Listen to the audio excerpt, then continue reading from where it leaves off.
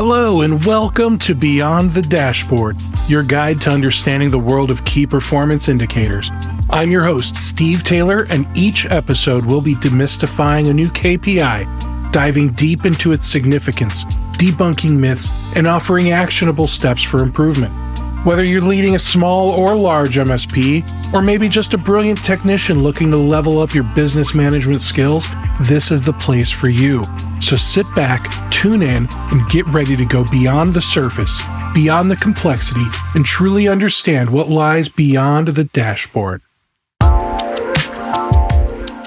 My guest today is Paul Green, owner of the MSP Marketing Edge and Paul Green's MSP Marketing. Paul is a marketing veteran with over 7 years of experience in MSP and technology marketing and many more years of experience in other industries. Take it away, Paul. The lead to appointment conversion rate, which we talked about in a previous podcast, I said I wouldn't commit to a figure, but I said it would be very, very, very, very, very low, like less than 1% low, because MSPs have a very slow sales cycle. Prospects take so long, or buyers take so long choosing an MSP, and they will stick with an incumbent for years past the point that they're dissatisfied, which slows everything down. So to take someone from being a lead is when you're like connected to them on LinkedIn or they're in your email database. To take them from being a lead to a sales meeting, tiny conversion rate, probably under what, if you're doing over 1%, you're doing well. Let's just say that. Now, what about a sales conversion rate? Completely the opposite. You should be, and again, I'm not going to be committed to a figure because then you'll try and benchmark yourself against a figure that is based on the 700 odd MSPs that I talked to about this and thousands of other MSPs I've spoken to. There is no standard figure that I can give you that I'm happy committing to, but I will give you a broad range, which is if you are not closing at least 2 out of 3 of the sales conversations that you're having, then you need to improve your sales process in some way. And by improving your sales process in some way, I don't just mean the actual sales meeting. There's a whole set of things you can do around the sales meeting to improve it. And Steve, ask me that as a question in a second. But why should your sales conversion rate be so high? Well, simply because as an MSP, you have very, very few sales meetings. You might have like 1 sales meeting a month, maybe even 1 every other month. And so when you have so few sales meetings, you have to stack the odds in your favor. And that means you've got to pre-qualify that they're a great prospect, as in they've got the right number of users, they've got the right kind of budget, they've got enough revenue. All of these things need to be right for you. They're in a sector or a vertical or a location, geographical location that you're happy working with. So if you go into it knowing that you can work with them, then from therein, you need to completely stack the odds in your favor. And what I've found is that most MSP owners who do their own sales meetings, which is the majority, and certainly for the first 5-10 years of the business, most of them will close at least 50%, if not above. And I think that 2/3 is something that you should be aiming for. So please don't benchmark yourself against that. Just know that if you're only closing 1 in 3, or you only 50%, then you can improve your process, you can do better. And it's not about going on sales training, it's not about doing more formal stuff like that. It's stacking the odds in your favor with a series of things that, if we have time, Steve, we can talk about.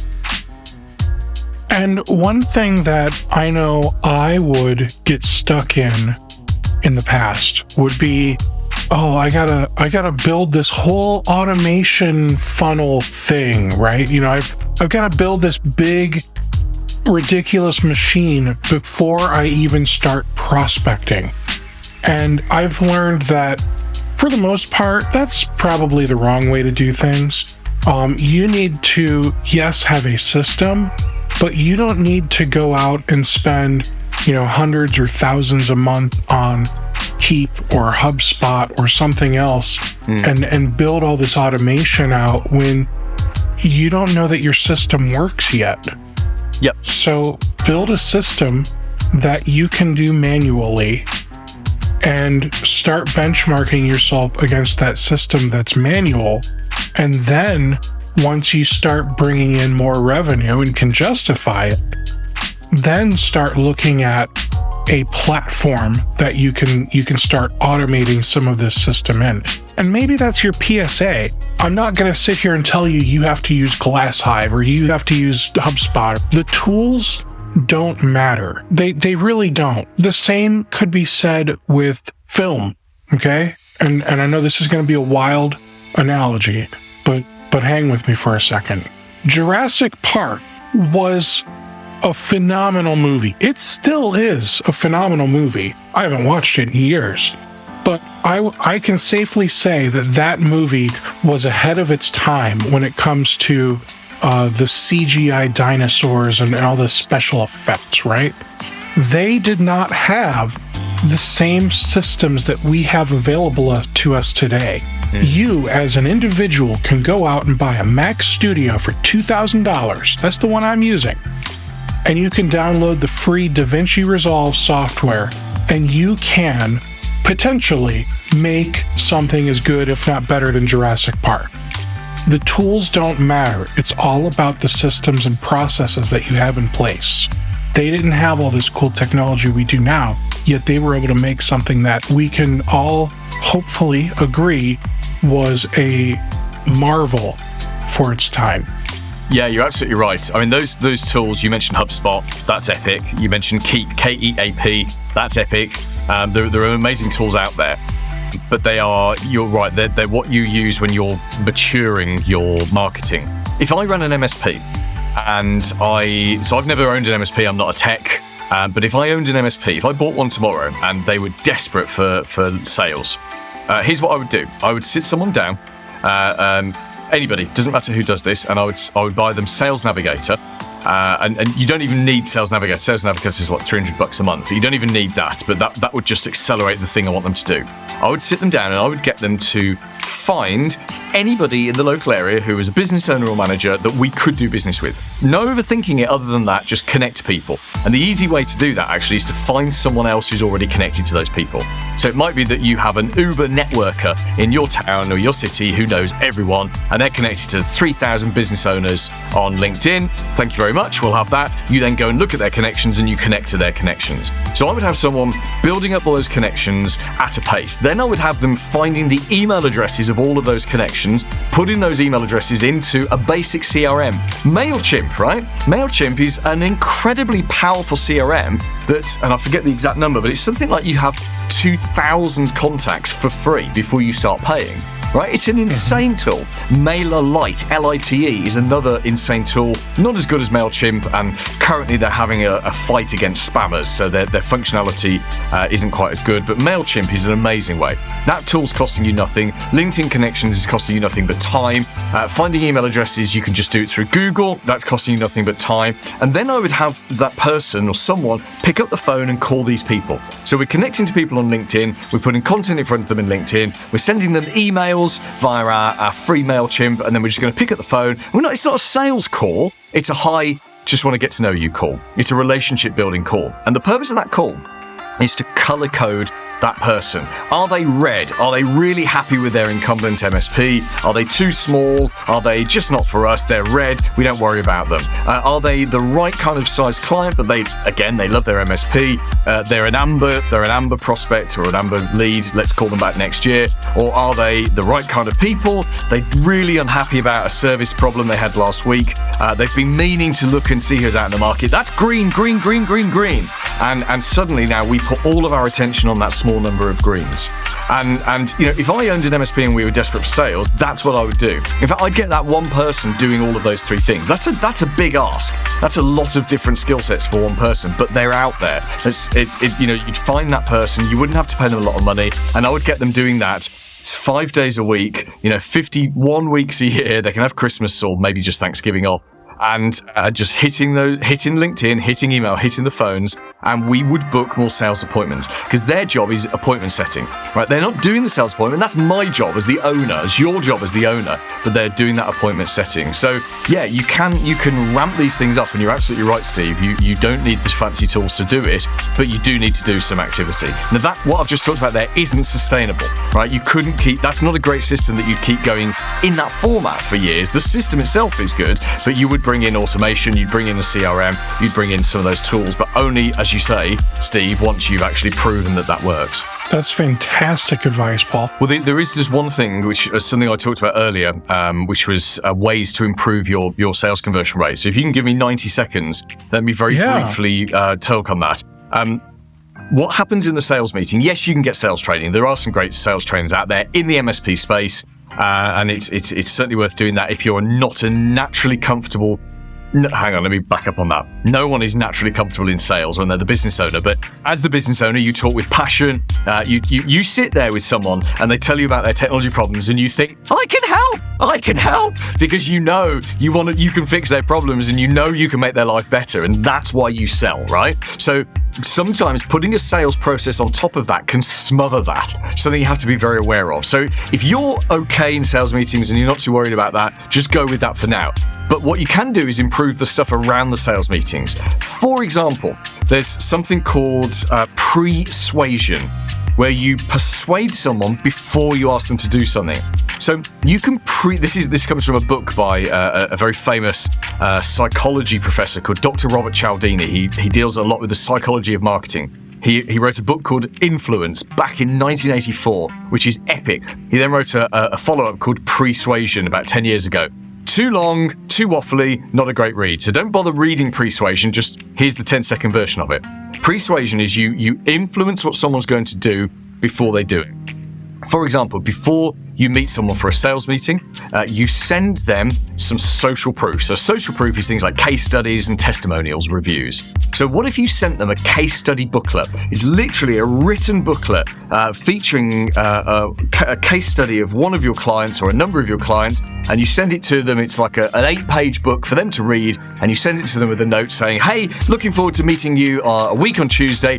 Please can you read this before we meet so you can see how other business owners like you have experienced what we do. And some will read it, some won't, but those that do, they're much more likely to buy. Because the reason we call it social proof is because we're scared of making a mistake, and if we see other people like us are doing something, then we are much more likely to feel more comfortable about it. People who buy from you, they don't know what they don't know about technology. They're not making head decisions, they're making heart decisions. They're buying you based on whether they like you or not. So if we can influence their heart and their head a bit with social proof, then they're more likely to pick you. So that's something you can do before. There are other things, but that's the one that gives the biggest impact. And then afterwards, don't be the guy that does the meeting, sends the proposal in, and then phones them once a week for the next 16 weeks. Be that annoying guy. Don't do that. Do proposals in person. Right? So you do the sales meeting, you say, right, we've got everything here, I'm going to put a proposal together. I could just send it through to you, but what I'd like to do is I just need another 20 minutes of your time to talk it through in person. And you'll be the only person of the 5 MSPs they're talking to, you'll be the only person who does this. So you come back and you present it to them in person, you give them nice printed copies, and you email them a PDF because they lose the printed copies and they've got it on their email. And the point of presenting it in person is, you know, when you just give them a proposal, what do? They flick to the back to look at the price, and they've missed all the context. No, we want to stop this. So by doing the proposal in person, they can't miss the context because you present it to them and the price comes at the end. Just do the social proof and do the proposal in person. Those two things alone will dramatically improve your conversion rate. There is one more, Steve, if I can. There's actually a ton more, but there's one more I want to put in. Once you've presented the proposal in person, make sure you schedule a phone or video call for you to answer their final questions and get their decision, which again removes the follow-up failure that we have. You don't want to do a sales meeting, propose in person, and then be like phoning them 2 weeks later, are you ready yet? Have you made a decision? Schedule it. Put it in their diary. Put it in their calendar. Essentially, with this whole sales process, I'm talking about you taking control. And you should take control. People are lucky to work with you, right? Because you're good at what you do. You're great at what you do. So you should be in charge of auditioning them to whether or not they can come and work with you. And that's almost the mindset you should have. Even if you're desperate for sales, they've got to jump through some hoops and audition to be good enough to join your MSP. And you being in charge of the sales process is one of the fastest ways to do that. And I think it's also okay for you to be cocky enough in a way to make that clear to them that, hey, I'm making sure that you're a good fit to work with me just as much as you want to make sure I'm a good fit to work with you. Massively. Yes, and in fact, not being afraid to say, no, I'm sorry, we can't meet, we're not a good fit is perfect. It's weird, isn't it? When you reject someone and you say, I'm sorry, I don't think it would be a good fit, that makes you more desirable. And it's kind of like dating. I'm single at the moment as we record this, Steve, and I know if I was to get on the apps, oh my God, please don't make me go on Tinder again. But if I had to, being too keen is not a good thing, right? You have to kind of, it's getting that two-way thing. This is what my dating guru tells me anyway. But it's exactly the same with marketing. I'm so much better at marketing than I am at dating. You just need to look at dating like marketing. Yeah, a funnel. Lots of leads, lots of prospects, and lots of sales appointments as well. Yeah, I like that. Yeah, every time you meet with another person and you decide let's get together, let's have a cocktail or dinner. That's a sales meeting that you need to close. I like it. And that sounds like a business expense as well. Can I put all my dates on my business credit card? You actually should, because if anything, that's sales and marketing training. Definitely. I'm sure my CPA will have something to say about that. Well, I can't wait to hear what your CPA says in a few months as you start to expense all of your dates. You keep me posted. That way we know what we can get away with over here across the pond. Oh, Paul, thank you so much for doing this with me, man. I really appreciate it. It's a pleasure. Thanks for having me on again. We've all been there. The phone rings, your largest client is on the line, totally panicked. Their CEO spilled coffee all over her laptop and it's completely dead. Everything she needed for her investor presentation tomorrow was on that laptop. There's nothing more heart-stopping than losing business-critical data. Whether you get hit with ransomware, hardware failure, or human error, data loss can be a business-ending event. Backups are your final stand when a threat penetrates your layers of defense. That's where Comet Backup comes in. Comet is a secure, reliable backup solution designed specifically for MSPs. Protect computers, servers, virtual environments, emails, and databases. You choose where the data is stored. Backup to local on-prem storage or any of the leading cloud providers to slash your storage costs. Comet grows with your business with scalable per-device pricing. Test drive Comet Backup with a 30-day free trial. Get $50 free credit when you sign up with the promo code RocketMSP. Start running backups in 15 minutes or less at CometBackup.com. Comet Backup, the backup solution that MSPs trust.